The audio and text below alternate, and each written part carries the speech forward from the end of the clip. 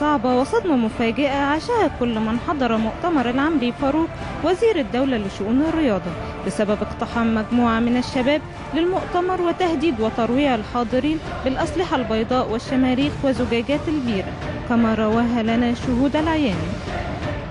هم كانوا بينطوا من على السور لانهم جايين بسرعه. بعد كده رجعنا على الوزير قلنا له امشي، الوزير ما رضاش يمشي، قال انا قاعد ومش همشي برضك من مكاني. لغايه فعلا لما جم برضو اقتحموا المكان، ضربوا شماريخ وكسروا الحاجات كلها، ولانهم ما حدش عارف يسيطر، وما كانش فيه امن، ما كانش فيه اي حاجه خالص. انت شفتهم من اول ما دخلوا فين؟ بينطوا من على المقصوره اللي هناك عند البوابه مع الفروسيه، كانوا بينطوا والناس سابتهم تمشي عادي ودخلوا عادي ومفيش اي مشكله. كان بقى اسلحه معاهم مطاوي وقلاعين. وما دخلوا عند البوابه هنا ما تمش غلق البوابه؟ حاولوا يغلطوها ما عرفوش يغلقوها. هم معاهم مطاوي ومعاهم الشماريخ ودخلوا ضربوا الناس كلها، اي حد بيقف قصادهم كانوا بيضربوه.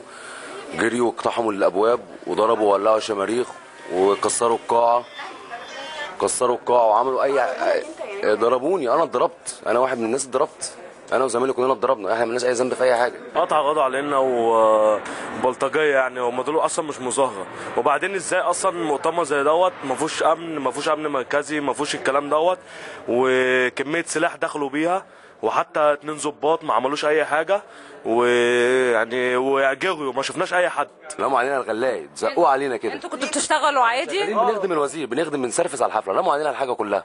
كنتوا في البوفيه ولا كنتوا فين؟ احنا كنا في البوفيه جوه، احنا جوه في القاعه، رموا علينا كل حاجه، بهدلونا. شفت طبعا الجمهور جاي غفير من الشباب الصغير بينطوا من على الابواب ودخلوا بكثافه، ودخلوا هنا على الباب. طبعا وحاولنا ان احنا نقفل الباب لان شفنا يعني حوالي 1000 داخلين، فما قدرناش نقفل الباب، وكان معانا ضباط شرطه للاسف ما عملوش اي حاجه. غياب الامن وارتفاع مؤشرات الترويع لاقصى درجه هما نتاج مؤتمر سياده الوزير. من داخل استاد القاهره، ولاء صلاح لسوبر كوره.